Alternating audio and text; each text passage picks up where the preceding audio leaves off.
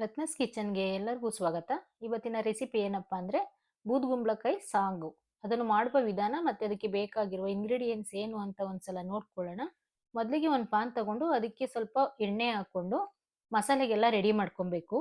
ಅದಕ್ಕೂ ಮೊದಲೇ ನೋಡಿ, ಈಗ ಎಣ್ಣೆ ಕಾದಿದೆ, ಅದಕ್ಕೆ ಒಂದು ಈರುಳ್ಳಿ ತಗೊಂಡು ನೀಟಾಗಿ ಎಲ್ಲ ಫ್ರೈ ಮಾಡ್ಕೋಬೇಕು, ಸ್ವಲ್ಪ ಕಲರ್ ಚೇಂಜಸ್ ಆಗೋ ಗಂಟ.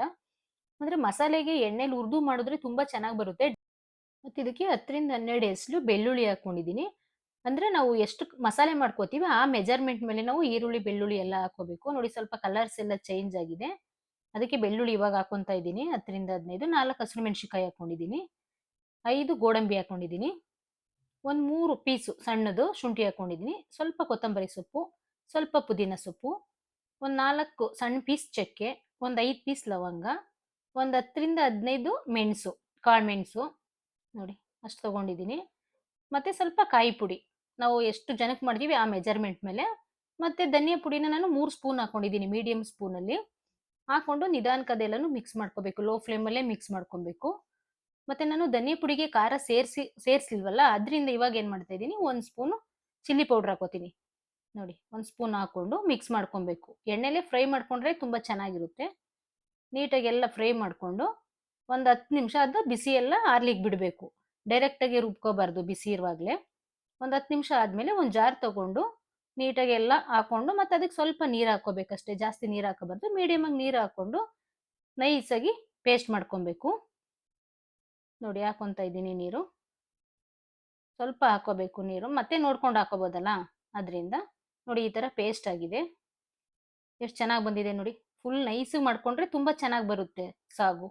ಎಲ್ಲ ರೆಡಿ ಆಗಿದೆ. ಮತ್ತೆ ಸ್ಟವ್ ಹಚ್ಕೊಂಡು ಒಂದು ಕುಕ್ಕರ್ ತಗೊಂತ ಇದ್ದೀನಿ. ಅದಕ್ಕೆ ಮತ್ತೆ ಸ್ವಲ್ಪ ಒಗ್ಗರಣೆಗೆ ಎಣ್ಣೆ ಹಾಕೊಬೇಕು, ಅಂದ್ರೆ ಕಾಳು ಇದೆಲ್ಲ ಒಗ್ಗರಣೆ ಮಾಡ್ಕೊಬೇಕಲ್ಲ, ಅದರಿಂದ. ಮತ್ತೆ ಅದಕ್ಕೆ ಸ್ವಲ್ಪ ಈರುಳ್ಳಿ ಒಗ್ಗರಣೆಗೆ, ಮತ್ತೆ ಹಸಿ ಕಡ್ಲೆನ ನಾನು ನೈಟೇ ನೆನೆಸಿ ಇಟ್ಕೊಂಡಿದ್ದೆ, ಒಂದು ಅರ್ಧ ಬೋಲ್ ಅಷ್ಟು. ಮತ್ತೆ ಸ್ವಲ್ಪ ಹೆಸರು ಕಾಳು, ಮೊಳಕೆ ಕಾಳು ಹಾಕೊಂತಾ ಇದ್ದೀನಿ. ಅಂದ್ರೆ ತುಂಬಾ ಚೆನ್ನಾಗಿರುತ್ತೆ ಸಾಗುಗೆ ಹಾಕೊಂಡ್ರೆ. ಹೆಸರು ಕಾಳು ಇದ್ರೆ ಹಾಕೊಳ್ಳಿ, ಇಲ್ಲ ಅಂದ್ರೆ ಸ್ಕಿಪ್ ಮಾಡ್ಕೊಳ್ಳಿ. ಒಗ್ಗರಣೆಗೆ ಸ್ವಲ್ಪ ಅರಿಶಿನ ಪುಡಿ ಸೇರಿಸ್ಕೊಂಡು ಮಿಕ್ಸ್ ಮಾಡ್ಕೊಂಡ್ರೆ ತುಂಬಾ ಚೆನ್ನಾಗಿರುತ್ತೆ ಟೇಸ್ಟ್ ಅಂತ ಹಾಕೋಬೇಕು, ಅರಿಶಿನ ಪುಡಿ ಅಷ್ಟೇನೆ. ನೋಡಿ, ಈ ತರ ಎಲ್ಲ ಒಂದ್ 2 ನಿಮಿಷ ರೆಡಿ ಮಾಡ್ಕೊಂಡು ನಾನು ಅರ್ಧ ಕೆಜಿ ಬೂದ್ಗುಂಬಳನ ತೊಳೆದು ಮೇಲ್ಗಡೆ ಎಲ್ಲ ಸಿಪ್ಪೆ ಎಲ್ಲ ತೆಗೆದು ನೀಟಾಗಿ ಸಣ್ಣದಾಗಿ ಕಟ್ ಮಾಡಿ ಇಟ್ಕೊಂಡಿದ್ದೀನಿ. ಅದಕ್ಕೆ ರುಚಿಗೆ ಎಷ್ಟು ಬೇಕೋ ಅಷ್ಟು ಉಪ್ಪು ಹಾಕೊಂಡು ನೀಟಾಗಿ ಮಿಕ್ಸ್ ಮಾಡ್ಕೊಂತ ಇದ್ದೀನಿ. ಅಂದ್ರೆ ಇದು ಇನ್ನೊಂದ್ಸಲ ಬೇಯಿಸ್ಕೋಬೇಕು ನೀಟಾಗಿ. ಅದ್ರಿಂದ ಈ ಕಾಳು ಮತ್ತೆ ಬೂದ್ಗುಂಬಳಕಾಯಿ ಪೀಸ್ ಇದೆಯಲ್ಲ, ಇದು ಬೇಯುವಷ್ಟಕ್ಕೆ ಮಾತ್ರ ಸ್ವಲ್ಪ ನೀರ್ ಹಾಕೋಬೇಕು.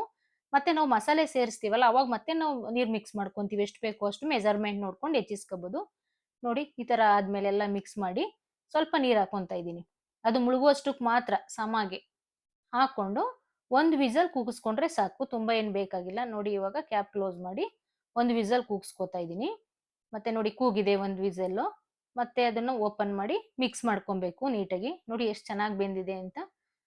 ಓಪನ್ ಆಗಿ ಬೇಯಿಸ್ಕೊಂಡ್ರೆ ಸ್ವಲ್ಪ ಲೇಟ್ ಆಗುತ್ತೆ, ಅದರಿಂದ ಈ ತರ ಕ್ಯಾಪ್ ಕ್ಲೋಸ್ ಮಾಡಿ ಬೇಯಿಸ್ಕೊಂಡ್ರೆ ಬೇಗ ಆಗುತ್ತೆ, ಚೆನ್ನಾಗೂ ಇರುತ್ತೆ. ನೋಡಿ, ಇಷ್ಟ ಆಗಿದೆ. ಮತ್ತೆ ರುಬ್ಬಿಟ್ಕೊಂಡಿರೋ ಮಸಾಲೆನ ಸೇರಿಸ್ಕೊಂಡು ಮಿಕ್ಸ್ ಮಾಡ್ಕೊಬೇಕು. ನೀರ್ ಎಕ್ಸ್ಟ್ರಾ ಬೇರೆ ಏನ್ ಸೇರಿಸ್ಕೊಳ್ಳೋದೇನ್ ಬೇಕಾಗಿಲ್ಲ.